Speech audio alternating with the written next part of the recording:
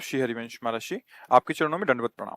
महाराज जी, हाल में ही कानपुर आईआईटी, जो देश का प्रतिष्ठित शिक्षण संस्थान है, पिछले 1 महीने में 3 छात्र छात्राओं ने डिप्रेशन की वजह से अपने शरीर को नष्ट कर लिया। इस तरह की घटनाएं प्रतिदिन देश में घटित हो रही हैं, जिसको देखकर मन व्यथित होता है। आप समाज के आदर्श हैं, आप उन बच्चों का मार्गदर्शन करें। वैसे एक बार कोटा से यही प्रश्न है, कोटा कहीं होगा जहाँ बच्चे पढ़ते हैं, तो वहाँ के भी विषय में प्रश्न हुआ था। और ये हम सार्वजनिक रूप से बहुत बार प्रार्थना की है। क्या होता है कि नई अवस्था होती है, इस नई अवस्था में एक नवीन उमंग होती है। अगर उस उमंग को, उस वेग को, जो प्रकृति का वेग उत्पन्न होता है, उसको सही दिशा ना दी गई तो गलत दिशा में चली जाती है। जैसे व्यभिचार, व्यसन, अगर हम गलत आचरणों में उतर गए। अब छोटे छोटे बच्चों के पास मोबाइल है, मोबाइल में पूरा संसार है। एकांत में गलत दृश्यों को देखना, गलत मित्रों का संग करना, फिर गलत आचरणों में उतर जाना, फिर एक दूसरे को ब्लैकमेल करना। आप गलत आचरणों में उतर गए तो आपकी बुद्धि की क्षमता घट गई, आपका फेल हो जाना, एक दूसरे का उपहास करना, घर से डांट पड़ना, कई कारण ऐसे उपस्थित हो जाना जिनसे बुद्धि की क्षमता निर्णय करना बंद कर देना, और ये आना कि सब झंझटों से मुक्त होने का एक उपाय, शरीर छोड़ दो। ये घटना घटती है। अगर हम अपने नवीन पीढ़ी बच्चों को सही उपदेश मिले अध्यात्म का। देखो, आधुनिक पढ़ाई पढ़ते हुए भी ना विनय है, न सभ्यता आ रही, न संयम आ रहा है, न बुद्धि पवित्र हो रही। सुंदरता की रक्षा शरीर की हो रही, पवित्रता की नहीं। बुद्धि बहुत प्रवीण हो रही, लेकिन गलत ढंग से, गलत मार्ग में। भला अभी 16, 18, 20 की अवस्था है और खुले मन से हम जो चाहें वो कर सकते हैं, वो कैसे उन्नति को प्राप्त होगा?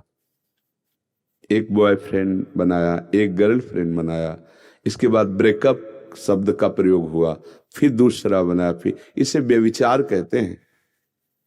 जिससे हमारे नए बच्चे मनोरंजन समझ रहे, खिलवाड़ समझ रहे, इसे व्यभिचार कहते हैं।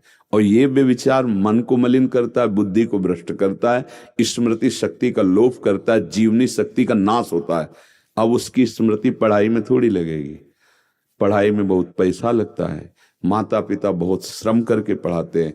अब वो तो बोलेंगे ही बोलेंगे, मार डाला ना, इतना पैसा लगाया, ट्यूशन में इतना किया, फेल हो गए ना तुम। अब वो बच्चा कई तरह से हारा हुआ, वो फिर इस गति को कभी फेल हो जाने पर, कभी ब्लैकमेल करने पर, कोई नहीं जानता उसको कौन ब्लैकमेल कर रहा है, किस तरह से वो बच्चा।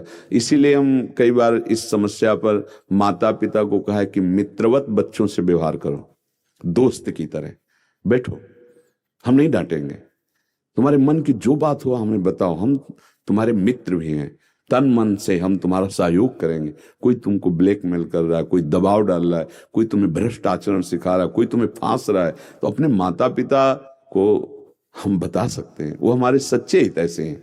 और माता पिता को भी चाहिए कि 14, 15, 16, 18 वर्ष के बच्चों से मित्रवत व्यवहार करें। आओ बैठो, तुम अपने दिल की बात हमको कभी छुपाना नहीं, बताना। भारी से भारी गलती में भी हम तुम्हारा साथ देंगे। तो बच्चा परिपक्व हो। फेल हो गया तो उसको डांटो मत, उसको आंतरिक शब्दों का टॉर्चर मत करो। कोई बात नहीं, हम और कमाएंगे और आपको पढ़ाएंगे, आप अगला प्रयास करना कि फेल ना हो।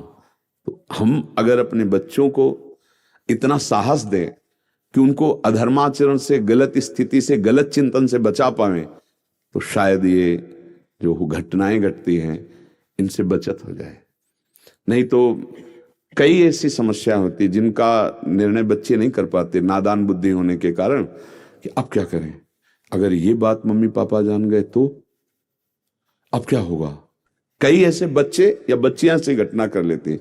कई ऐसे चालबाज लोग होते हैं जो भोले भाले होते हैं, नादान अवस्था होती, फंसा लेते हैं। इसके बाद उनको अर्थ आदि के लिए या उनके तन की व्यवस्था के लिए उनको बहुत लाचार करते हैं। अब वो बच्चे हार जाते हैं।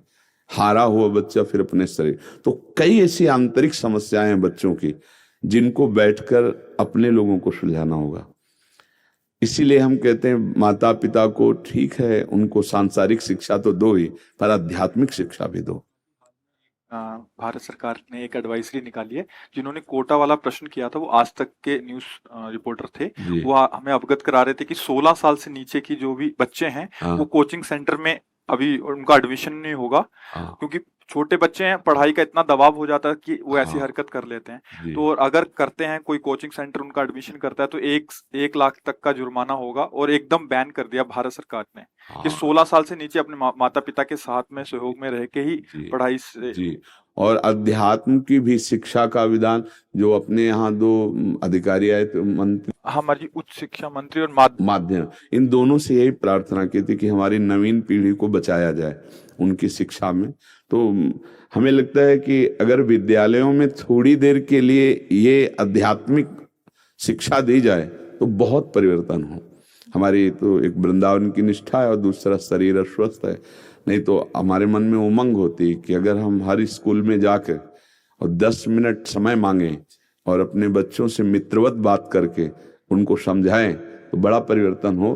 पर शरीर अस्वस्थ और धाम निष्ठा दोनों के कारण अब शरीर में किडनी फेल है तो इतनी सामर्थ्य नहीं रह गई कि जितना इससे पावर, फिर इसके बाद ये सब खत्म हो जाए पड़े।